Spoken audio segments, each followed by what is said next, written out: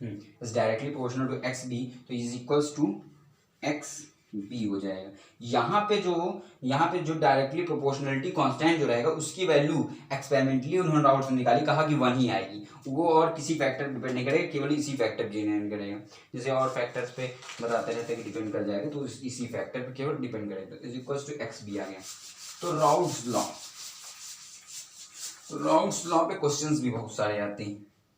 तो Raoult's law हमने बताया कि P naught minus P S upon P naught is equals to what, X B.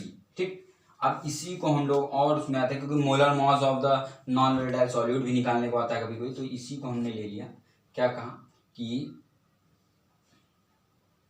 P naught minus P S upon P naught is equals to N B upon N A plus N B. अब तब जब क्या है कि non volatile solute हमने क्या किया, बहुत कम संख्या में मिलाया है, तो हम ये जानते हैं कि n A is very very greater than n B, मतलब कि volatile solvent is very greater than that of non volatile solute. तो इसका मतलब क्या हो जाएगा कि n B plus n A को हम नेग्लेक्ट कर देंगे, is equals to N A ही हो जाएगा, मतलब इसको नेग्लेक्ट कर देंगे, तो हमारा आ जाएगा P naught minus P S upon P not. क्यों नेग्लेक्ट करेंगे, समझिए ना, ये जनरली केस में बता रहा हूँ मैं। अब देखो ये हो जाएगा, ये हो जाएगा N B upon N A, तो यहाँ से अब फिर से इसको चेंज करो, तो P naught minus P S upon P naught is equals to N B is equals to W B upon M B into M A upon W A. ठीक, ये हो गया, ये आ गया आपका। अब यहाँ से आपको हमको क्या निकालना है, एम बी निकालना है, तो एम बी क्या है, mass of the non volatile solute. M B is equals to P naught upon P naught minus P S, P naught minus P S into W B M A upon what, W A. तो ये जो आया आपका, ये जो है ये भी बहुत इंपॉर्टेंट फॉर्मूला है जो आपका निकालना है इसमें, कि M B mass of the non volatile solute is equals to P naught pressure of the volatile solvent upon lowering in vapour pressure of the volatile solvent solution into weight of non-volatile solute into mole fraction of volatile solvent upon weight of the volatile solvent present in solution। तो ये आपका formula आ गया। अब इसी में, ये तो किसके लिए था, ये तो जनरल केस में था। अब मान लेते हैं कि हम उस सोल्यूशन को कंसंट्रेटेड करते चले जा रहे हैं, उस सोल्यूशन मतलब कि कंसंट्रेटेड करना मतलब उसमें जो है सॉल्यूट मिलाते चले जा रहे हैं। अगर उसमें हम उसको कंसंट्रेटेड करते चले जा रहे हैं, उसको हम कंसंट्रेटेड करते चले जा रहे हैं, तो कंसंट्रेटेड ये नॉन कंसंट्रेटेड का केस था, ये जो केस था वो नॉन कंसंट्रेटेड का था। अब हम अगर कंसंट्रेटेड करते चले जा रहे हैं,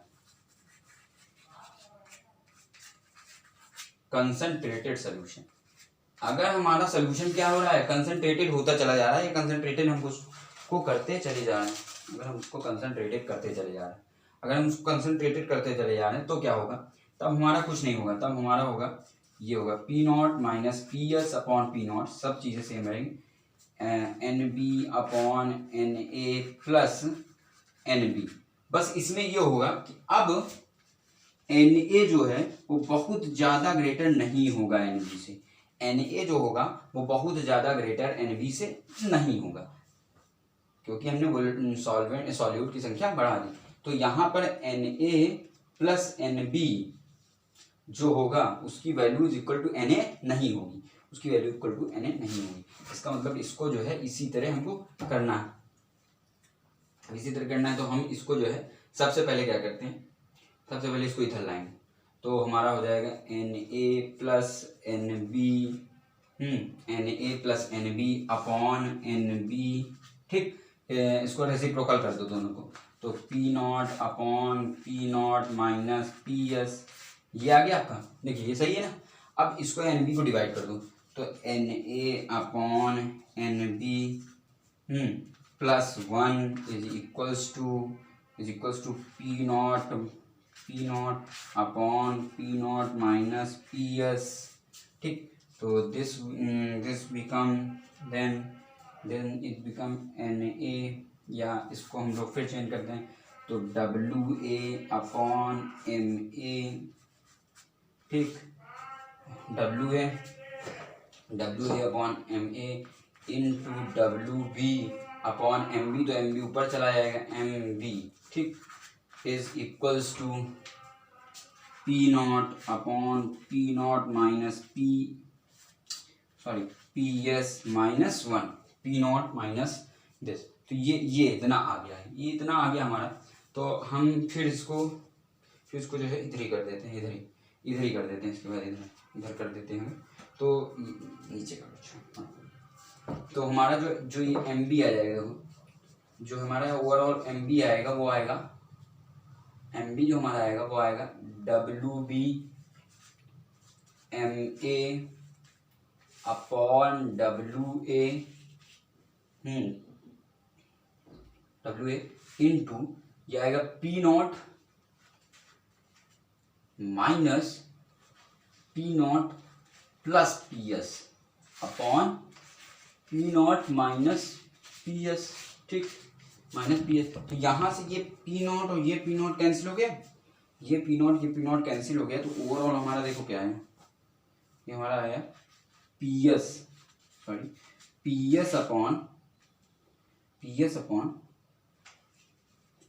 P naught minus P S, P S upon P naught minus P S. ये क्या होगा, कंसंट्रेटेड सोल्यूशन रहेगा। कंसंट्रेटेड सोल्यूशन, अगर क्वेश्चन आता है उसमें कंसंट्रेटेड सोल्यूशन दिया है तो आपको यहाँ से ये नहीं हटाना है, इसी तरह करना है। और अगर नॉन कंसंट्रेटेड सोल्यूशन दिया है तो उसमें आपको Na प्लस एन को इज इक्वल टू Na ही रखना है। ठीक, ये हो गया।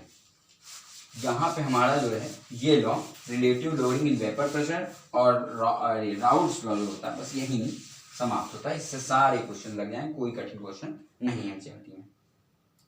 अब उसके बाद हमने दूसरा बताया था आपको, elevation in BP boiling point. अब एलिवेशन इन बॉइलिंग पॉइंट, अगर हम एलिवेशन इन बॉइलिंग पॉइंट की बात करें, elevation when we dissolve some non volatile solute in a volatile solvent, मतलब नॉन वोलेटाइल सॉल्यूट जब वोलेटाइल सॉल्वेंट में हम डिसॉल्व करेंगे तो क्या होगा, वेपर प्रेशर हमारा क्या होता है, वेपर प्रेशर घटता है। वेपर प्रेशर घटेगा तो बॉइलिंग पॉइंट हमारा बढ़ेगा।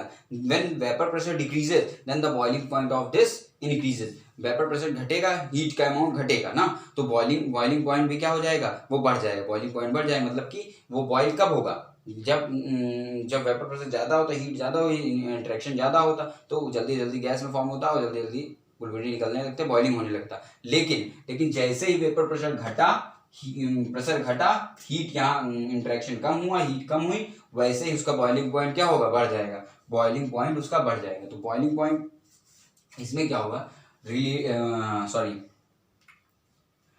elevation in boiling point delta TB, elevation in boiling point is directly proportional to the molality। ये किसके डायरेक्टली प्रोपोर्शनल होगा, मोलैलिटी के। ये डेल्टा टीबी मतलब elevation in boiling point directly proportional to the molality of the non volatile solute. Non volatile solute की molality पे directly proportional होगा। अब delta TB is equals to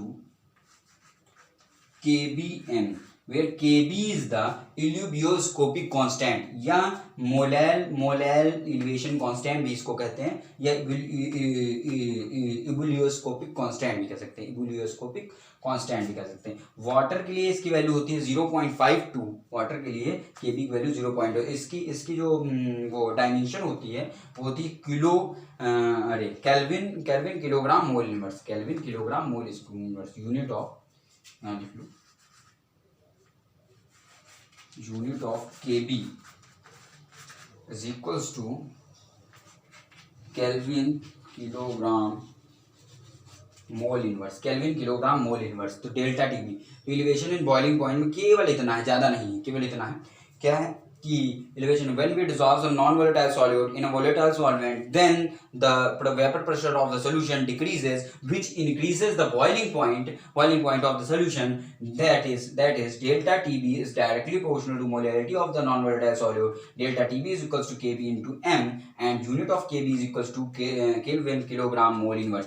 अब मोलैरिटी को आप लोग जानते हैं कि moles of solute upon mass of solvent in KG, mass of solvent in KG हो जाएगा। तो ये जो है यहाँ से निकल आएगा, कोई दिक्कत नहीं। अब देखो ये इतना हो गया। अब इसी में आता है इबिलियोस्कोपिक कांस्टेंट। अब इबिलियोस्कोपिक कांस्टेंट क्या होता है? इबिलियोस्कोपिक कांस्टेंट ये क्या होता है? Kb होता है, Kb। अब इबिलियोस्कोपिक कांस्टेंट क्या है? अब इबिलियोस्कोपिक कांस्टेंट क्या है? इबिलियोस्कोपिक कांस्टेंट क्या है? When we dissolve one mole of non-volatile solute in a 1 kg of mass of solvent। जब हम एक मोल नॉन वोलेटाइल सॉल्यूट को 1 kg सॉल्वेंट में डिसॉल्व करते हैं, तब जो वैल्यू आती है उसको क्या कहते हैं? Kb कहते हैं। तब वो जो वैल्यू आती है उसको क्या कहते हैं? Kb कहते हैं। Kb का एक फॉर्मूला होता है, Kb होता है Kb is equals to m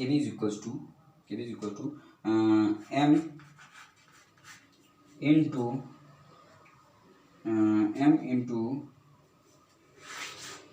1000 into delta H. यहाँ पे क्या होगा? वेपराइजेशन होगा, vaporisation. m into r into TB naught का whole square, m into r into TB naught का whole square upon 1000 into delta H vaporisation. Kb की value हुई। Ebullioscopic constant की डिफिनेशन बहुत आती है बोर्ड में, तो इबिलियोस्कोपिक कांस्टेंट डिफिनेशन ये लिखेंगे आप, when we dissolve one mole, देखो इबिलियोस्कोपिक कांस्टेंट में Kb may be defined as it is equal to the value of elevation in boiling point. Elevation, it is equal to ibilioscopic constant Kb is equal to the elevation in boiling point when we dissolve one mole of non-volatile solute in a 1 kg of volatile solvent. Then this value is known as what? Ibilioscopic constant. Then this is known as, and ibilioscopic constant formula होता है m into r into delta TB का naught का whole square upon 1000 into delta H vaporisation. तो ये हो गया elevation in boiling point का elevation हो गया, एलिवेशन इन बॉइलिंग पॉइंट। अब एलिवेशन इन बॉइलिंग पॉइंट के बाद तीसरा हमने बताया था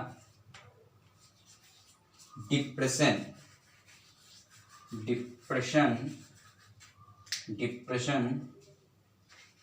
इन FP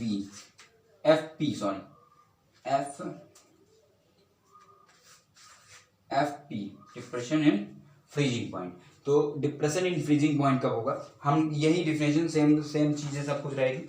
When we dissolve some non-volatile solute in a volatile solvent, then the vapor pressure of solution decreases, which decreases the freezing point। वो क्या होगा? फ्रीजिंग पॉइंट बढ़ेगा तो जाहिर सी बात है फ्रीजिंग पॉइंट घटेगा, तो फ्रीजिंग पॉइंट क्या होगा? डिक्रीज होगा। तो इसमें क्या होगा कि डेल्टा DF सेम रहेगा। Depression in freezing point is directly proportional to the molality of non-volatile solute, and delta TF is equals to KF into m। KF is the cryoscopic constant या मोलैल depression constant इसको कहते हैं। जो proportionality constant उसको कहते हैं cryoscopic constant. इसमें भी यूनिट ऑफ दिस सेम रहेगी, केल्विन किलोग्राम मोल इनवर्स रहेगी, सेम रहेगी, जिसकी यूनिट भी सेम रहेगी। अब उसके हाँ डेल्टा TF जो है देखो, सबसे पहले क्या होगा कि हमने नॉन वोलेटाइल सॉलिड अभी नहीं मिलाया, तो इसका रहेगा TF इनिशियल रहेगा। तो देखो देखो जब हमने नॉन वोलेटाइल सॉल्यूट को नहीं मिलाया है तो हमारे पास क्या है, सॉल्वेंट है। तो टेम्परेचर व्हेन सॉल्वेंट केवल रहेगा माइनस डिप्रेशन फ्रीज का कैसे होगा, माइनस टी व्हाट जब हमने सोल्यूशन को मिला दिया तो ये सोल्यूशन हो गया, सोल्यूशन हो गया। तो ये टेम्परेचर जो पहले है, टेम्परेचर जो इनिशियल है, या इसको कह सकते हो इनिशियल फाइनल, तो T I minus T F. Initial जो था नॉन वोलेटाइल सॉल्यूट जब नहीं मिलाया था, जब वोलेटाइल सॉल्यूट जब नॉन वोलेटाइल सॉल्यूट नहीं मिलाया था तो T I, non volatile solute मिलाया था टी एफ, दोनों माइनस करें डेल्टा टी एफ हमारा निकल आएगा, डेल्टा टी एफ निकल आएगा। तो यहाँ से ये आ गया। अब इसके बाद फिर वही boiling and freezing elevation boiling point में जैसा बताए थे वैसे इसमें भी हो जाएगा। क्या हो जाएगा, क्रायोस्कोपिक कांस्टेंट, इसका हमने क्या बताया था, क्रायोस्कोपिक कांस्टेंट। अब क्रायोस्कोपिक कांस्टेंट क्या होता है, क्रायोस्कोपिक कांस्टेंट से रिमूव किया था। क्रायोस्कोपिक कांस्टेंट भी वही होगा कि क्रायोस्कोपिक कांस्टेंट में B equal to the depression in freezing point when we dissolve 1 mole of non volatile solute in 1 kg of volatile solvent. तो उससे क्या होगा कि इसकी वैल्यू क्या हो जाएगी, 1 हो जाएगी और ये इसके इक्वल हो जाएगा, वही डिफिनेशन में लिख देना है। ठीक, when depression in freezing point, cryoscopic constant Kf is equal to the depression in freezing point when we dissolve 1 mole of non volatile solute in 1 kg of volatile solvent. तो ये हो जाएगा cryoscopic constant Kf, and Kf is again equals to हम एक और value आपको बता देते हैं, m into R into T F naught का whole square upon 1000 into delta H. वहां पे वेपराइजेशन था, याद करो, यहाँ पे हो जाएगा फ्यूजन। तो m इंटू आर ये गैस कांस्टेंट है, ये मोलर मास है, T F not temperature at the freezing point वाला, 1000 इंटू डेल्टा एच की कितनी एंथैल्पी हुई फ्यूजन में हो रही है, वहां वेपराइजेशन में कितनी एंथैल्पी का चेंज हो रहा है, तो वही चीजें। तो cryoscopic constant is equal to m into R into T F naught का whole square upon 1000 into delta H fusion. तो ये पूरा का पूरा हो गया डिप्रेशन इन फ्रीजिंग पॉइंट। ये आपका डिप्रेशन इन फ्रीजिंग पॉइंट हो गया।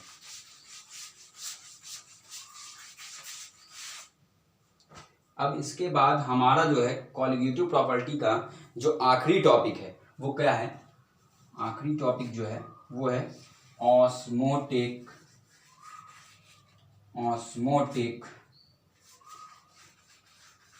प्रेशर। ऑस्मोटिक प्रेशर, ये आखिरी टॉपिक जो है वो ऑस्मोटिक प्रेशर है।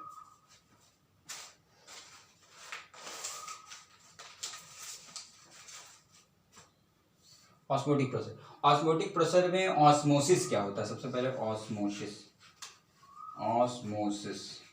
ऑस्मोसिस में हम कुछ नहीं करते हैं। ऑस्मोसिस में हम क्या करते हैं कि 2 सॉल्यूशन ले लिए, ये 2 सॉल्यूशन ले लिए, ये कौन सी मेम्ब्रेन है,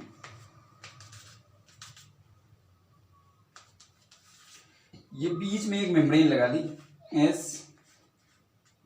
SPM, सेमी परमीबल मेम्ब्रेन, जिसे कहते हैं सेमी परमीबल मेम्ब्रेन। ये 2 अलग अलग सोल्यूशन ले लिए, 2 अलग अलग सोल्यूशन ले लिए। अब जो है solvent particle semi permeable membrane से मूव कर सकता है। तो सॉल्वेंट पार्टिकल हमेशा लो कॉन्सेंट्रेशन, ऑस्मोसिस में लो कॉन्सेंट्रेशन से हाई कॉन्सेंट्रेशन की तरफ जाएगा। लो कॉन्सेंट्रेशन मतलब नहीं समझे आप,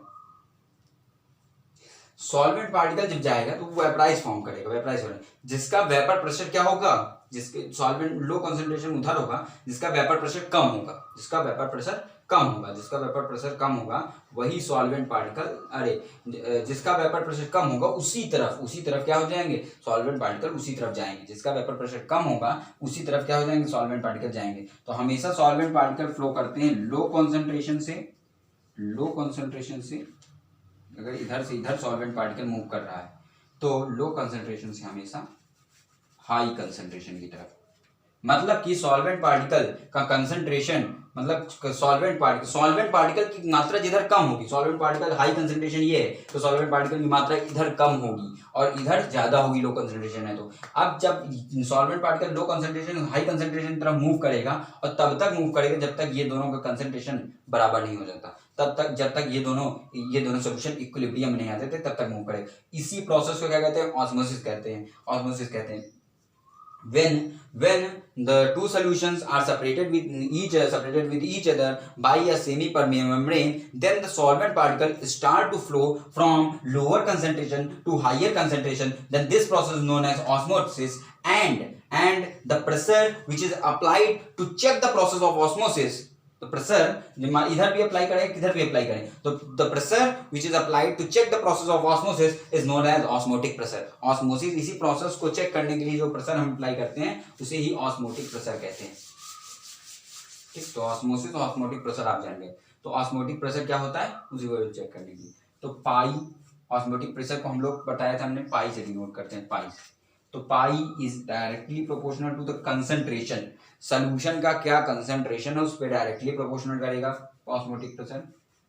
पाई इज डायरेक्टली प्रोपोर्शनल टेम्परेचर, उस सॉल्यूशन पे क्या टेम्परेचर है उसका, and pi is equals to, pi is equals to क्या हो जाएगा, सी आर टी. पाई की वैल्यू ऑस्मोटिक प्रेशर की वैल्यू हो जाएगी सी आर टी. आर यहाँ पे गैस कांस्टेंट है, आप सही समझ रहे हो. आर यहाँ गैस कांस्टेंट है, टी टेम्परेचर और सी कंसंट्रेशन है. तो पाई क्या है, osmotic pressure. Osmotic pressure is equals to the C R T. C R T के इक्वल हो जाएगा. ऑस्मोटिक प्रेशर में हमने इतना जाना.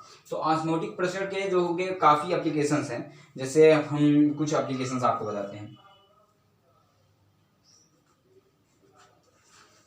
जैसे पहला है, अगर कोई सेल है वो वाटर के कांटेक्ट में आती है, मान लेते हैं ये कोई सेल है जो वाटर के कांटेक्ट में आई, ये सॉल्वेंट पार्टिकल कांटेक्ट में आई, ये सॉल्वेंट पार्टिकल में. अब इसमें दो केस हो सकते हैं, या तो इस सेल के अंदर वाटर चला जाएगा, या तो इस सेल का जो सोल्यूशन है वो बाहर निकल आएगा. दो चीजें हो सकती हैं, या तो वाटर जो है वो इसके अंदर चला जाए, सेल के अंदर, ये सेल है, ये सेल, कोई सेल है, या तो इस सेल का जो लिक्विड है, ये सॉल्यूशन है, वो बाहर वाटर में गिर जाए. तो ये दो चीजें हैं, ये तभी होगी, ये ऑस्मोसिस से ही हमको पता चलेगी. ऑस्मोसिस ही प्रोसेस है हमेशा. देखो, अगर इसका कंसंट्रेशन लो है, इसका कंसंट्रेशन हाई है, तो सॉल्वेंट पार्टिकल जो होगा, वाटर मॉलिक्यूल इसके अंदर घुसेगा. ठीक, अगर इसका कंसंट्रेशन क्या है, हाई है, अरे इसका कंसंट्रेशन लो है, इसका हाई है, तो इसका जो सोल्यूशन होगा वो इसमें आ जाए, अरे इसका जो लिक्विड होगा वो इस सोल्यूशन में आ जाएगा, या वाटर में आ जाएगा, ये सॉल्वेंट पार्टिकल में आ जाएगा. तो हमने ऊपर बताया आपको क्यों आ जाएगा, वो इसलिए आ जाएगा क्योंकि कंसंट्रेशन कम रहेगा तो आपके क्या होंगे, सॉल्यूट की पार्टिकल्स की कंसंट्रेशन कम रहेगा तो सॉल्वेंट पार्टिकल्स क्या होंगे, ज़्यादा रहेंगे. हमेशा सॉल्वेंट पार्टिकल ज़्यादा रहेंगे और सॉल्यूट पार्टिकल कम रहेंगे. सॉल्वेंट पार्टिकल ज़्यादा देर रहेंगे, वो कम की तरफ हमेशा मूव करेंगे, ताकि वेपर प्रेशर दोनों में बरकरार या सेम हो जाए, ऑस्मोटिक प्रेशर ज़्यादा न लगा. तो इसमें बस इतना जानिए आप कि अगर सेल जो है कांटेक्ट में आता है किसी लिक्विड, इसी सारे ऑस्मोसिस आप रट डालोगे. Homolysis, plasmolysis, isotonic, hypertonic, hypotonic, ये सारे उसी से हो जाएंगे. कि अगर कोई लिक्विड है, सेल अगर इस लिक्विड के कांटेक्ट में आता है, अगर इसका लो कंसंट्रेशन मतलब सॉल्वेंट की संख्या ज़्यादा, लो कंसंट्रेशन है, इसका हाई कंसंट्रेशन है, तो सॉल्वेंट यहाँ ज्यादा है, यहाँ से सॉल्वेंट यहाँ मूव करेगा, वाटर यहाँ से सेल के अंदर मूव करेगा. अगर इसका लो कंसंट्रेशन, इसका हाई कंसंट्रेशन, तो इसके अंदर का लिक्विड इसके बाहर आएगा, यहाँ आएगा. तो ये प्लाज्मोलिसिस इसको कहते हैं. प्लाज्मोलिसिस ये कहते हैं अगर सेल कॉन्टेक्ट में आए,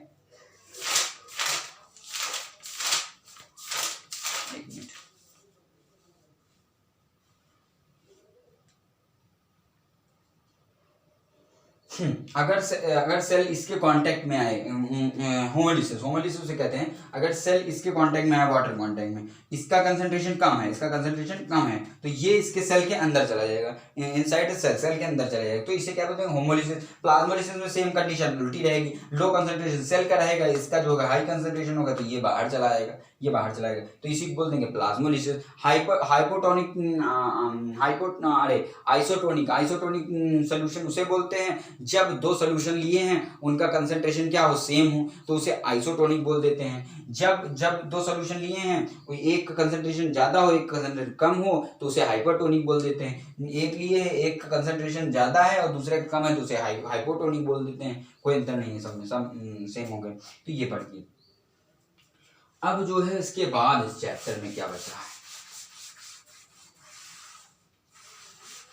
इस चैप्टर में एक चीज और बच रही है, want of factor I. Want of factor I, और कुछ तो नहीं छूट रहा है?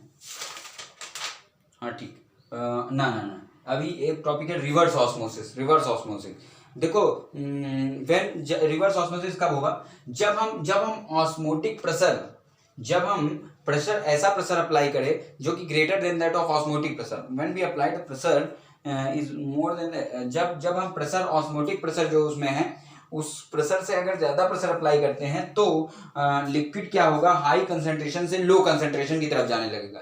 लिक्विड जो है हाई कंसंट्रेशन से लो कंसंट्रेशन तरफ जाने लगेगा, तो इस प्रोसेस को हम लोग क्या बोल देते हैं? रिवर्स ऑस्मोसिस बोल देते हैं, और रिवर्स ऑस्मोसिस बोल देते हैं। और रिवर्स ऑस्मोसिस सबसे ज्यादा यूज है distillation of sea water. Sea water को डिस्टिल करने के रिवर्स ऑस्मोसिस का यूज करते हैं। ठीक, अब देखो वांट ऑफ फैक्टर आई। देखो वांट ऑफ फैक्टर आई का हमको यूज करना कब पड़ा? वांट ऑफ फैक्टर आई का यूज हमने तब किया जब क्या हुआ कि कोऑर्डिनेटिव प्रॉपर्टी, हम लोग नंबर ऑफ पार्टिकल्स के लिए केवल कोऑर्डिनेटिव प्रॉपर्टी पढ़ रहे थे कि नंबर के लिए, लेकिन उसी नंबर को निकालते निकालते जब डिसोसिएशन और एसोसिएशन होता है किसी चीज का, जब किसी सॉलिड या सॉल्यूट का डिसोसिएशन या एसोसिएशन होता है, तो कहीं ना कहीं नंबर ऑफ पार्टिकल्स जो निकालने में वो क्या हो जाता है? थोड़ा डेविएशन शो करता है, मतलब कि दो डिफरेंट वैल्यू आने लगती है। तो उसी प्रॉपर्टी को हम लोग सही करने के लिए एसोसिएशन और डिसोसिएशन के केस में क्या लेके आए? जब एसोसिएशन और डिसोसिएशन होगा, उसी केस के लिए हम लोग लेके आए वांट ऑफ फैक्टर आई। अब वांट ऑफ फैक्टर आई की वैल्यू अगर ग्रेटर देन 1 है, तो इसका मतलब कि पूरी तरीके से पार्टिकल क्या हो गया? डिसोसिएट हो गया।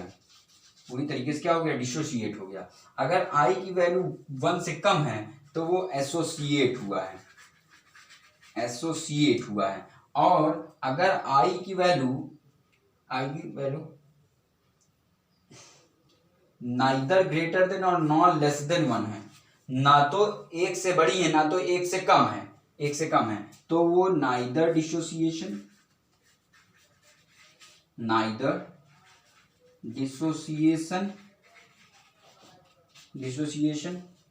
और नॉट एसोसिएशन, ना ही डिसोसिएशन हुआ है और ना ही एसोसिएशन हुआ है, तो उसमें हो जाएगा वांट ऑफ फैक्टर आई में। ये बता दिया हमने कि ना तो डिसोसिएशन हुआ है और ना ही एसोसिएशन हुआ है। ये तीन चीजें तो वांट ऑफ फैक्टर आई जो होगा वो सबके आगे लगता चला जाएगा। जैसे हर एक जितने भी कॉलिगेटिव प्रॉपर्टी के हमने कॉलिगेटिव प्रॉपर्टी के लॉ, कॉलिगेटिव प्रॉपर्टीज पढ़ी है, जितनी भी कॉलिगेटिव प्रॉपर्टी पढ़ी है उसमें लगता जाएगा। तो पहला हमने पढ़ाया था relative lowering in vapour pressure. तो relative lowering in vapour pressure में भी P0 minus PS upon P0 is equals to IXB। ठीक, जितनी भी कॉलिगेटिव प्रॉपर्टी से ही डेविएशन हो रहा था जब लेकिन ये तब होगा जब एसोसिएशन और डिसोसिएशन आप कुछ हो रहा हो। अब इसके बाद elevation in boiling point is equals to the IKBM। ठीक, अब उसके बाद depression in freezing point is equals to IKFM। ठीक, अब उसके बाद जो है फोर्थ पॉइंट जो है आपका वो है ऑस्मोटिक प्रेशर। तो pi is equals to ICRT। पाई जो हो जाएगा वो क्या हो जाएगा? ICRT हो जाएगा, ICRT। यही चार पढ़े थे हमने। तो इस पे प्रॉब्लम्स भी बहुत आती हैं, तो वांट ऑफ फैक्टर आई कैसे कैलकुलेट करें यहाँ इस क्वेश्चन में वांट ऑफ फैक्टर आई यही होगा। तो कैसे कैलकुलेट करेंगे? तो देखिए कैलकुलेशन क्या है कि आई इज इक्वल्स टू होता है initial number of moles upon total number of moles.